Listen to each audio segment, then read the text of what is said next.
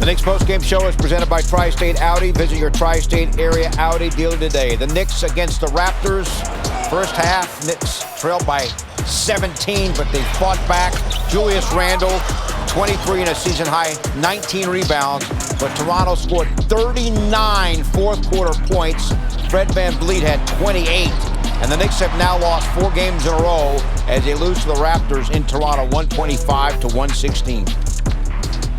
Great to have you with us from our Delta MSG studios. Bill Pito along with Alan Hahn and Wally Zerbiak. Guys, against Atlanta in the fourth quarter the other night, Knicks gave up 37 points. Alan, I mentioned in this one they give up 39 points in the fourth quarter, and Toronto now has 8 wins over the last month, and 3 have come against these Knicks. By the way, it's good that we don't have to see them again. Because they really do have the Knicks numbers. Those junk defenses, zone defenses. They make the Knicks look small. Yeah. That's what you see it a lot. I mean, how many 50-50 balls went to them because they just had a longer arm or they were taller? They had 17 offensive rebounds against the Knicks, so they got a lot of second chances, actually 26 of them. But you mentioned the first quarters, and that certainly leads to a losing streak. Over these last 4 games now, they are giving up 126 points a game. That is not like you it's just the fourth quarter and the first quarter. Win. Fourth quarter right. and the first quarter. But it's in its entirety, though, 126 points per game in a 4-game losing streak. It just shows you that that is a major issue. You can point to areas of the game where they didn't score here, they didn't score there. But if you're not stopping anybody, you're not winning. Absolutely. And, you know, I called the Raptors game a week and a half ago on a Friday night. And being courtside, the Raptors had no answer for Mitchell Robinson. I mean, he was absolutely dominating them. They play Scotty Barnes at the 5. It looked completely different, though, today without Mitchell Robinson out there. Now, the Knicks are going to have to figure it out without him out there. I thought Jericho Sims got better. I thought he was, you know, really competing at a high level. I thought he played smart. Mm-hmm. You know, 10 and 7 is similar numbers to what Mitchell pretty much brings on a nightly basis. But at the same time, just that presence, it makes such a difference for this team. It really does. And, you know, guys are playing hard. Barrett, 30 points, big-time effort from Julius Randle. I see Julius Randle really taking this personally, this losing streak. You can see he's really wearing his emotions on his sleeve. And Jalen Brunson, you know, gave it all he could. But, you know, that length, I think, really bothered him, to your point. Mm-hmm. All right, so the Knicks led 2-0. They led 10-9. Then they led 84-83.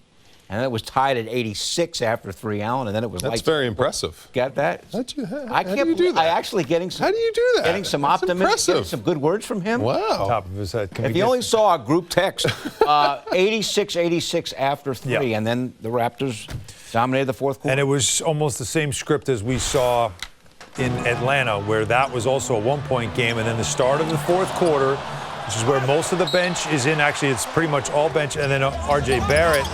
And that did not go well once again. It ended up being 13-2. They were outscored in the first 3 minutes and 10 seconds of the quarter. And that was it. That was the game. And it was just simply the Knicks not getting stops and the Knicks not getting much going offensively. And R.J. Barrett had a great game, but that stretch for him where he's the main guy off the bench, he had a couple of turnovers. He got stripped on one drive. He missed a couple of shots. You saw right away what Tom Thibodeau did, just like he did in Atlanta. He barely let it go 2 minutes, and he had to take Deuce McBride out of the game and bring Jalen Brunson right back in. And then by the time he was able to go to get Julius Randle back in the game, it had already happened. And it's the same exact thing, and this is what we talk about with the bench. You get a good production in the first half, but when that start of that fourth quarter is such a critical time in the game, and it's the second game in a row now where that's where you lost the game. And I'm with you. I like the point you brought up. That's RJ's team out there. He's got to take ownership of that group. I mean, if the scoreboard goes the wrong direction and the team goes on a big run, he's got to take that personally. He's got to bring those guys in.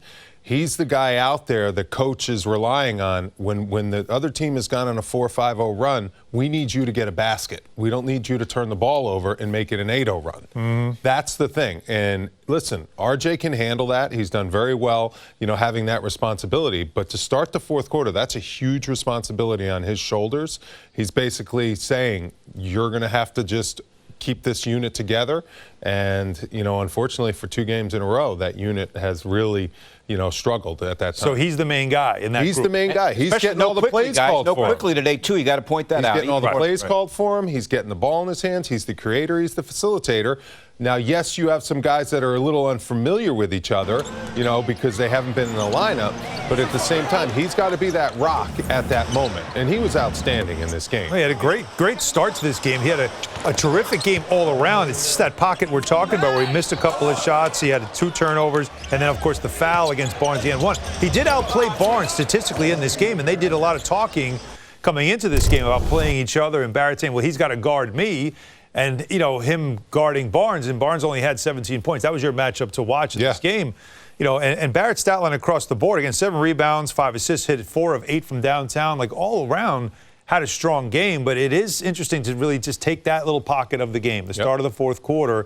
And that's another part, I guess, of an evolution of him as a player, is to understand this start of this fourth quarter, this is my time. This is my time to win the game for us. Coach is telling him, I trust you to go out there with the bench and to keep that unit, cohesive, to get that unit right, to make the plays that we need, kind of like, a superstar does, when they get an opportunity, the whole entire game. But that is his time to shine. He's entrusting him to be the man.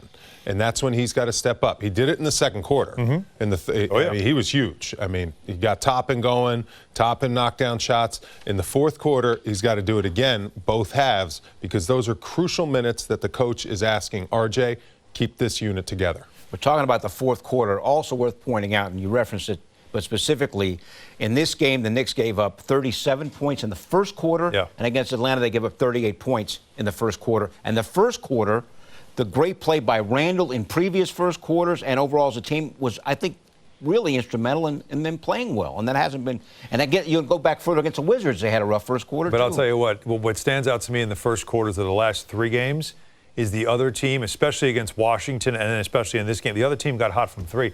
You let them almost get hot from 3. A lot of just ball movement, wide open threes. Gary Trent Jr. had it going early in this game, and they just went nuts from 3, very similar to Washington. Another team, by the way, the Raptors, coming into this game, 3rd worst three-point shooting team in the NBA. But it doesn't matter. Like, if you have a wide open shot, a lot of times it's going to go in because these are NBA players. They're great players. And so that's twice now in the last 3 losses, and I can't remember really Atlanta being a big three-point game. But they got off to a hot start.